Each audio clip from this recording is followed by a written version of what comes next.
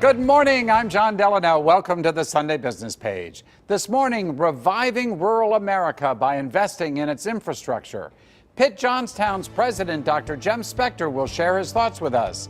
Then, how improving the visual character of Pittsburgh and America also helps business. Scenic America President Mark Falzone and Mike DeWita, Executive Director of Scenic Pittsburgh, will explain the connection. And then recycling glass objects, even if they're not part of your curbside collections. Justin Stockdale, Executive Director of the Pennsylvania Resources Council, will join us. It's all next, right here on the Sunday Business Page. This is the Sunday Business Page on KDKA-TV. And a very good morning to you. Thanks for spending part of your Sunday morning with us. When you think of the University of Pittsburgh, the Cathedral of Learning is probably the first thing that comes to mind. But some of the most important work at Pitt is going on at its branch campuses, including Pitt Johnstown. One of the most intriguing projects is how to revitalize rural America by investing in its infrastructure. Pitt Johnstown describes itself as the regional leader, educating for success in the real world. Its president, Dr. Jem Spector, is with us this morning to tell us how roads, bridges, broadband, and brains are all interconnected. Dr. Spector, welcome to the show. Good to have you here. Thank you, John. You know, I think a lot of people do lose track of the fact that the University of Pittsburgh is not just in Oakland. You've got a branch in Johnstown. There are other branches as well, right? Yes, we have campuses in Titusville, Greensburg, and Bradford. But your campus in Johnstown has really been moving forward in some very interesting areas. You wrote a major piece for the Washington Post that I've read, and I was really intrigued by some of the work that's going on out of Johnstown at the University of Pittsburgh. Explain exactly what's going on in rural America and how can a university like yours in Johnstown play a role in this? Well, what is great about regional universities is that we are place-bound. We are connected to our communities. We are part of the economic and cultural and civic life of the community. So when we think about where we are located and the communities around it, we think about how to partner with these communities so that the university is making an investment in the future of the communities as well.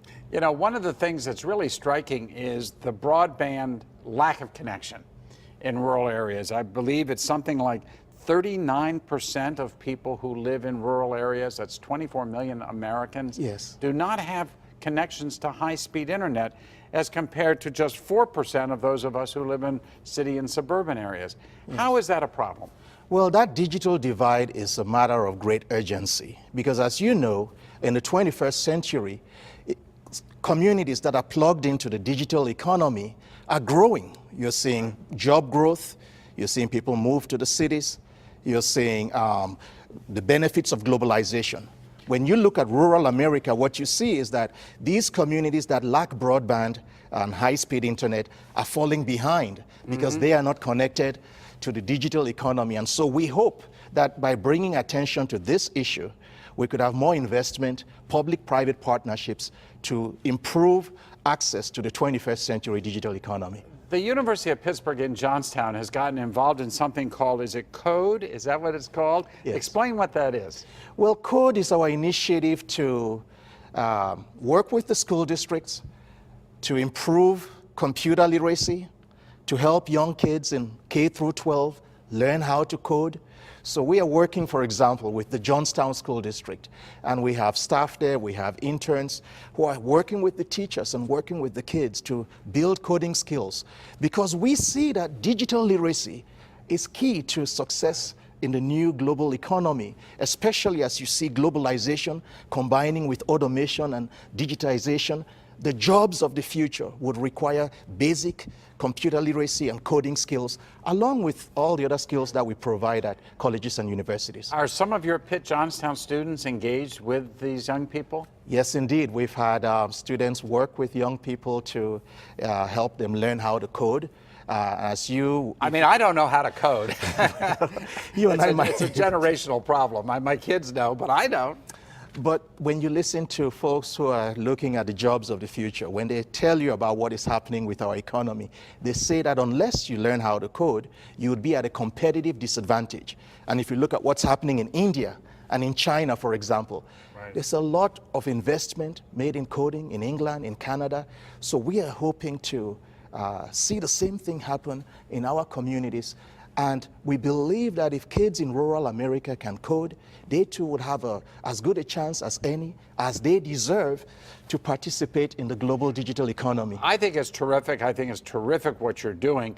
Let me ask you about the highways and byways, the transportation systems, because that's something else that afflicts rural America and rural Pennsylvania. How do you see that playing out?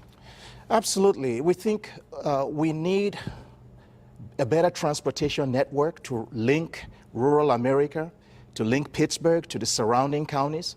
We think it'll be a win-win. For example, a Gallup survey that I saw recently said that only 12% of people like living in cities. And that most people, a plurality... Is that right? Only 12%? Absolutely. And it's a Gallup poll too. About 45% of people prefer living in rural areas or small towns, the rest of them in suburban areas that are more connected to the rural areas. So we think that if you have high-speed rail, it would help folks in Johnstown and surrounding communities who want to come to Pittsburgh and participate in the growing economy here. But it also create opportunities for folks in Pittsburgh to maybe live a little bit out of the city if they wish to, and commute to work, but enjoy the beautiful landscapes and the wonderful ecology and just really the wonderful quality of life that rural communities provide. So transportation is key. We only have about a minute left, but let me ask you about Johnstown itself. Sure. Because, you know, for most of us in Pittsburgh, we don't have a whole lot of connection to Johnstown. And we think of it as a pretty impoverished area. Are things on the move, particularly at your campus? Well, things are definitely on the move on our campus and in our community. There's so much that's happening there. Entrepreneurs who are trying to start new digital businesses. The community leaders are coming together to find ways to really spark a Johnstown renaissance. But we are not an exception. That's happening all over America.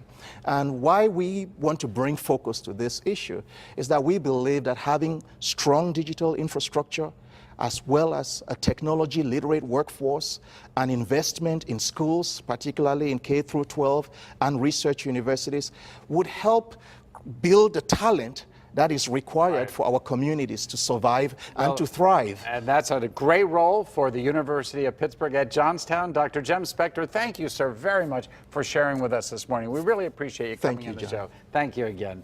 When the Sunday Business Page continues, why preserving the aesthetic character of a community can also increase its property values. Scenic America's Mark Falzone and Scenic Pittsburgh's Mike DeWita will join us. Stick with us.